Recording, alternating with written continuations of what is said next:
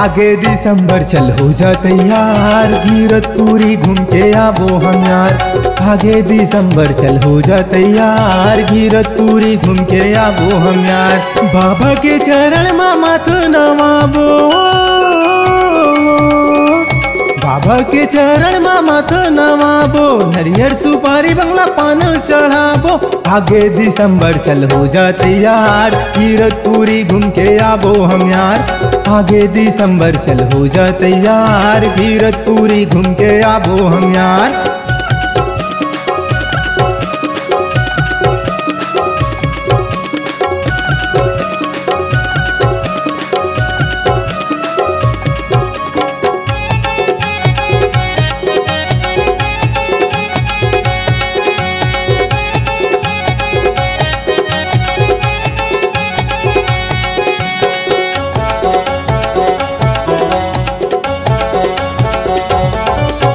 गिरतपुरी हावै पावन धाम, जी हाँ हावै सबले बड़े जठाम।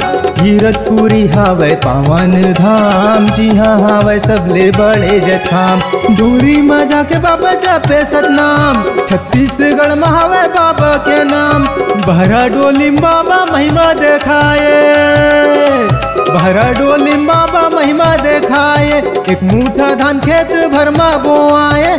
आगे दिसंबर चल हो जा तैयार, गिरतपुरी घूम के आबो हम यार। आगे दिसंबर चल हो जा तैयार, गिरतपुरी घूम के आबो हम यार।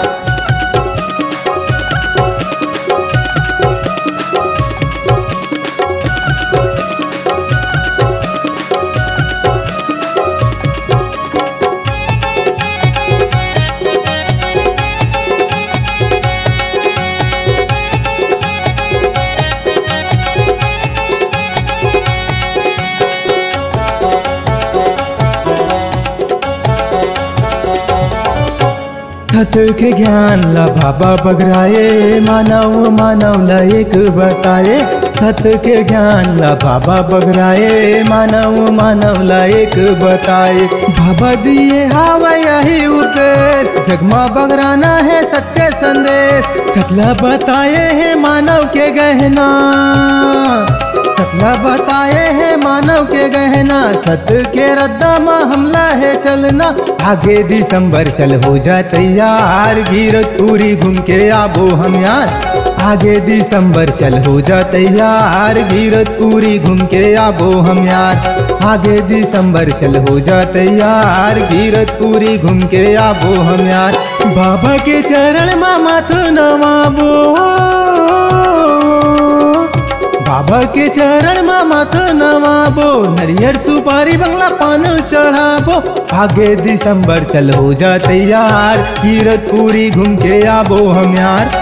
आगे दिसंबर चल हो जा तैयार, गिरतपुरी घूम के आबो हम यार। आगे दिसंबर चल हो जा तैयार, गिरतपुरी घूम के आबो हम यार। आगे दिसंबर चल हो जा तैयार, गिरतपुरी घूम के आबो हम